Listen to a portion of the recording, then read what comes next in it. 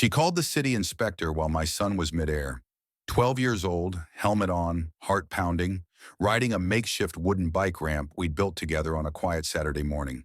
He landed the jump, grinned at me with that unmistakable, "Did you see that, Dad?" kind of joy.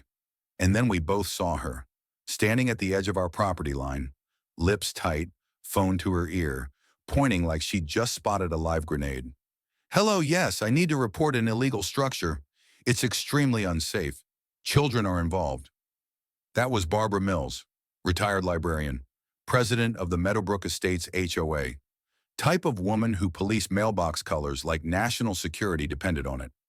No one knew where she got the authority, only that she acted like she invented the rulebook and threatened to rewrite it with your name in red ink if you blinked the wrong way. And now she was calling the city over a bike ramp. "What's the problem, Miss Mills?" I asked, walking toward her. I kept my voice level, calm, always calm. "This contraption is dangerous," she snapped. "It's unapproved. It's a lawsuit waiting to happen." "My son's riding it in our yard," I said. "It's visible from the street," she replied, like that settled the matter. "It encourages other children to participate. This is a neighborhood, not a skate park." Behind me, the ramp, 4 feet tall, wood reinforced, safely sloped, gleamed in the sun. It wasn't perfect, it wasn't store-bought, but it was ours. Built with late-night YouTube tutorials and cheap lumber. Built because my son didn't have a backyard of his own in our last apartment. Built because this was the first time since the divorce that he and I had something that felt solid. Barbara stepped back, still on the phone. "Yes, it's on a corner lot. Third house in. Yes, unsafe ramp. They're using nails. No, I don't see a permit posted." I turned to my son. "Take a break, buddy." He nodded, confused, eyes darting from me to her. I stood in silence watching her talk, watching the way she held her phone like a badge. And I thought, this is what they mean when they say some people hate joy that isn't theirs. Have you ever built something for your kid, only to have a Karen try to tear it down? Drop a comment. Let's hear your story. By the next day, an envelope arrived in my mailbox. Subject: Notice of Non-Compliant Structure. Per HOA Regulation 8.3.1, all recreational structures must be pre-approved by the Architectural Review Committee. Structures exceeding 18 inches in height require submitted plans, neighbor consent, and HOA board authorization. It included a printed photo of the ramp, a red arrow pointed toward a barely visible screwhead with the caption, "Potential hazard." I almost laughed. Then I didn't. At work that day, I received 2 missed calls from an unfamiliar number. A voicemail. "Mr. Garrett, this is Officer Dolan with Municipal Code Enforcement. We've received a report of a hazardous recreational fixture at your property. I'd like to stop by and take a look." Barbara had escalated, fast. By the time Officer Dolan arrived, I'd already cleaned the area, swept up every stray nail, stabilized the frame with an extra support beam, and posted a homemade sign. "Use at own risk. Parent supervision required." He walked the perimeter quietly. "This what she called in?" he asked finally, one eyebrow raised. "She did." "It's a wooden ramp." "Yup." He jotted something in his notepad, then snapped a photo. "You got any complaints from other neighbors?" "No," I said. "Their kids are the ones using it." He exhaled through his nose. "You didn't build it on city property. There's no exposed metal. You've reinforced it. I don't see anything actionable here.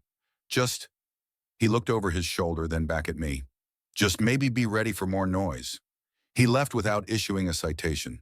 I thought that would be the end. It wasn't. That weekend, Barbara showed up again, this time with a clipboard. "This isn't personal," she said, walking across my driveway without asking. "But if someone gets hurt, even if it's not your child, the liability falls on the homeowner." "I'm not running a skate park," I said. "Intent doesn't matter. Optics do. The board has voted to issue a formal directive. You have 7 days to remove the structure or face daily fines." I looked at the ramp. A bit of paint chipped off one side. My son had drawn flames on it with orange spray paint. 2 neighborhood kids were waiting across the street with helmets in their hands, unsure whether to come over. "I'm not taking it down," I said quietly. She paused, blinked once. "Then prepare to pay."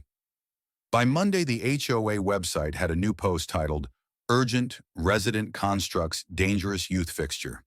A line in bold, this behavior reflects a disregard for community values and safety. Comments were disabled. By Wednesday, I had a $250 fine in the mail. By Friday, a formal cease and desist letter from the HOA's attorney. That weekend, only one kid showed up.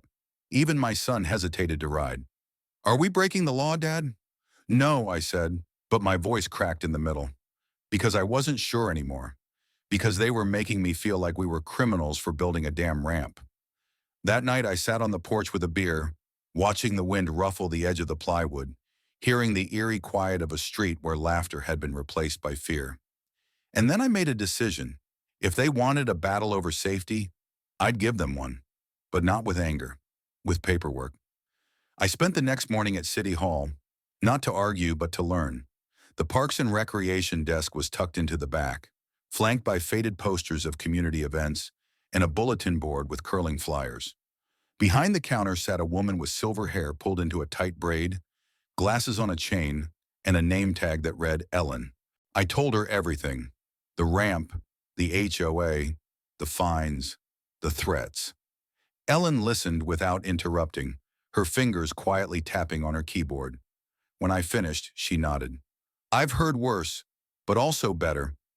What do you want to do, Mr. Garrett? I want to keep the ramp. I want my kid and every other kid on our block to have a place to ride without getting chased off a sidewalk. She tapped again. We do have a micro-grant program for youth recreation initiatives, she said. Nothing huge, maybe a few thousand.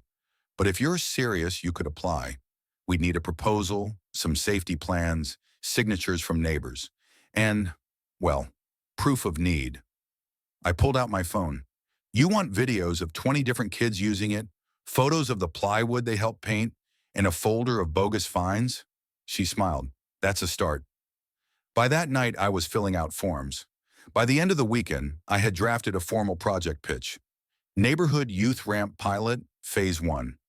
I created diagrams, annotated safety notes, even got an old friend from college, now a structural engineer, to review my plans and sign off. Then I printed 15 copies and went door to door. Some neighbors hesitated. Won't this just make her angrier? One asked, glancing toward Barbara's house. She's already angry, I said. This is about the kids now. Others signed without hesitation. One dad told me his daughter hadn't smiled that big in months. Not since his divorce. A grandmother who lived alone said she loved hearing the laughter again. Even people who didn't have kids signed on principle. Within 4 days, I had 27 signatures. I scanned everything into a PDF and emailed it to Ellen. She responded 2 hours later. Initial review positive. We'll move it forward for committee discussion. Be ready to speak. I didn't tell my son, not yet. Instead, I kept fixing up the ramp, added reflective tape, sanded down the edges, installed a simple spotter platform, just a crate and foam pad, for safety. I even printed a basic flyer and posted it at the local hardware store. Neighborhood Kids Ramp, open 3 to 6 p.m. with adult supervision. Helmets mandatory. The next day, Barbara struck back. A certified letter. This time from a private attorney she'd hired personally. Ongoing hazard and reckless endangerment. The letter claimed that multiple reports had been made to the HOA of near accidents and emotional distress caused by excessive noise and visual disruption. It included a list of vague complaints: child seen falling, loud shouting, foreign paint smell, and a line in bold near the bottom. If the structure is not removed within 72 hours, the HOA will seek a temporary injunction. I took the letter straight to Mason, my lawyer friend from the BBQ battle. He skimmed it, chuckled, then got serious. This is paper intimidation. They're hoping the formality scares you into folding. You haven't broken any laws. But the HOA's banking on one thing: your exhaustion. They're not wrong, I muttered. But if you keep pushing, Mason said, you're not just defending a ramp anymore. You're exposing a system that bullies people into silence. That night I couldn't sleep. So I went into the garage, found an old plastic bin filled with my son's drawings, and pulled out a crayon sketch from a year ago. Stick figures on bikes, jumping over a boxy ramp, smiling. At the top, in shaky writing, Me plus Dad ramp project. I stared at it for a long time. Then I sent Ellen another email. If I build a temporary ramp setup outside of HOA jurisdiction for a one-day community demo, would the city support that? She replied within the hour. Yes. We'll even help coordinate with Parks and Rec. Let's call it Mobile Youth Pilot or 1. I rented a flatbed trailer, found a friend with a pickup, loaded the ramp piece by piece and drove it across town to a small open lot the city allowed me to use for one afternoon. I posted the event online. Saturday, free youth ramp day, helmets required, waivers on site, food, music, and a safe place to ride. Come show why this matters. Saturday arrived, and with it, 30 kids, 20 parents, local press, and a city council member who said he just wanted to see what the fuss was about. The kids rode for hours. The ramp held strong. No injuries, no complaints. At the end, a man in khakis and a Parks and Rec badge approached me. "You're serious about this?" "Very. We've got some playground space over on Lincoln that's been unused since 2019. Ever thought bigger than just your driveway?" I looked around. The sound of tires thumping wood, kids shouting, parents laughing. Then I looked at my son, sweat on his forehead, helmet crooked, eyes shining. "Yes," I said. "Yes, I have." Back home that evening, the ramp stood temporarily empty, but not for long, because now I had the city watching. And Barbara? She had no idea what was coming next. 3 days after the city demo, I got a call from Ellen. "You're not going to believe this," she said, excitement cutting through her normally even voice. "The Parks and Rec Committee met last night. They've approved a provisional grant. They want to move forward on turning your design into a pilot youth rec site." I blinked. "Like an official site?" "Yes, Phase 1, city-sponsored, small-scale rollout at the old Lincoln Park lot. They'll call it a modular ramp-based recreation zone. Your ramp, your design, city insurance, city maintenance. You'll oversee installation, if you're up for it." I almost dropped the phone. After I hung up, I sat on the edge of my bed and let the silence settle in. My hands were shaking. We'd gone from a $40 pile of wood in my driveway to a city-backed youth program in less than 2 months. But I knew it wasn't over. Barbara wasn't done. I was right. That afternoon, I opened my email and found a scanned copy of a new HOA violation notice, this time accusing me of operating an unauthorized public facility on residential property. I reread it 3 times. It accused me of inviting non-resident minors onto private land, claimed I was exposing children to structural dangers, and suggested I was using the ramp to garner political leverage in an ongoing campaign of disruption against Meadowbrook Estates. The last line stung most. "This board will be recommending legal action to ensure Mr. Garrett's removal from the community." They were trying to kick me out. I called Mason. He reviewed the document in silence, then said, "They just walked into it." "Walked into what?" "Overreach. Abusive process. This is no longer about the ramp. This is retaliation." He instructed me to gather everything. Every fine, notice, letter, screenshot, statement. I sent him a folder with 83 documents. Within 2 days, he drafted a formal complaint against the HOA, citing harassment, abusive enforcement powers, and personal targeting. We submitted the complaint to the city's HOA Oversight Commission. I also reached out to a local reporter I'd met during the youth ramp day, a sharp, no-nonsense woman named Carmen Tran. She'd grown up in HOA housing herself, and when I showed her the violations, the attorney letters, the photos of Barbara standing with a phone in my yard, her eyes narrowed. "You ready to talk on the record?" I'm done being quiet. That week, the story hit local media. HOA targets father who built DIY ramp for neighborhood kids. Now city turns it into youth program. The headline spread fast. The story included pictures of the ramp, interviews with parents, quotes from city officials praising the initiative, and a full screenshot of the HOA's letter accusing me of public facility operations. Barbara refused to comment, but someone else didn't. A former HOA board member named Linda Westbrook. She emailed me privately, said she'd resigned last year because of irregular behavior from Barbara, targeting certain homes skipping proper voting procedures, manipulating architecture approvals. I asked if she'd be willing to talk. She was. Linda met me at a diner off Route 6 with a manila folder. Inside, meeting minutes, email threads, internal memos. One showed Barbara pushing for automatic fines for unsanctioned structures, listing my address a week before any vote had taken place. Mason nearly fell out of his chair when I showed him. "We've got her," he said. We added it to our complaint. The story grew. Channel 4 ran a follow-up. HOA leader accused of personal vendetta against neighborhood dad. Online comments poured in. "Imagine going after a dad for building a ramp. Karen energy weaponized. Hope the city names the ramp after him." The support poured in faster than I could reply. People sent donations, offered to help paint. One guy said he had extra lumber and no kids but wanted to help someone else's fly. Barbara, meanwhile, started unraveling. She filed a police report, claimed I'd stolen HOA resources because I'd once used a neighborhood email list to invite people to a ramp BBQ. The cops laughed it off. She held an emergency HOA meeting. I wasn't invited, but others were, and they recorded it. In the audio, she refers to me as a political threat and a destabilizing element. Then she says this: "I don't care what the city says. That ramp doesn't belong near my street." We sent the audio straight to the Oversight Commission. 1 week later, I got a call from Ellen. "You might want to come by Lincoln Park tomorrow." When I arrived, city workers were laying down temporary fencing. A big yellow banner hung from the fence. "Coming soon, Garrett Ramp Youth Zone, Phase 1. I stood in silence. My son rolled up beside me on his bike, helmet crooked, same look in his eyes as the day he'd first launched off the ramp in our yard. He pointed to the sign. "Dad," he whispered, "that's my name." I smiled. "It sure is." The official dedication was scheduled for the following Saturday. City staff sent a press release.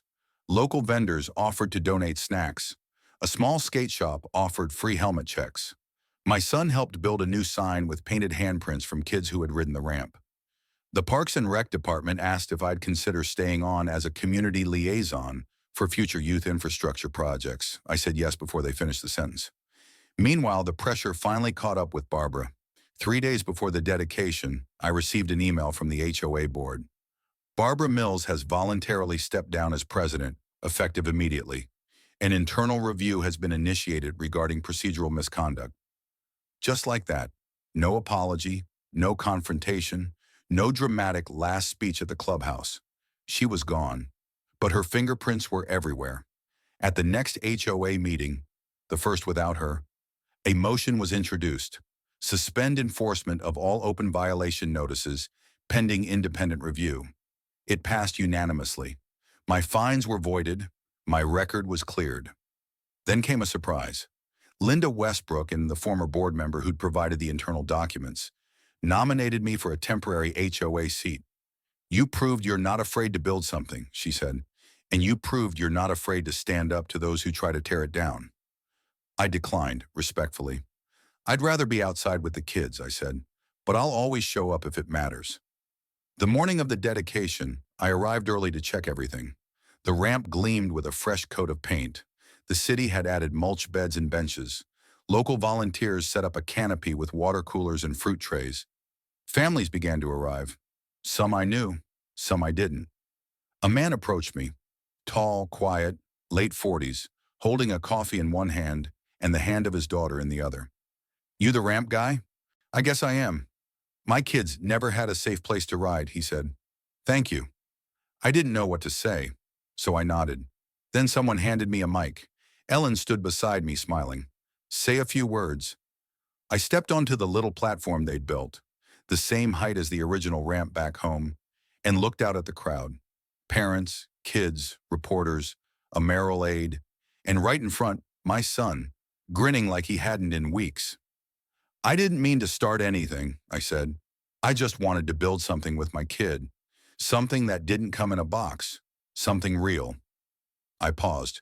But sometimes when you build something real, people try to tear it down.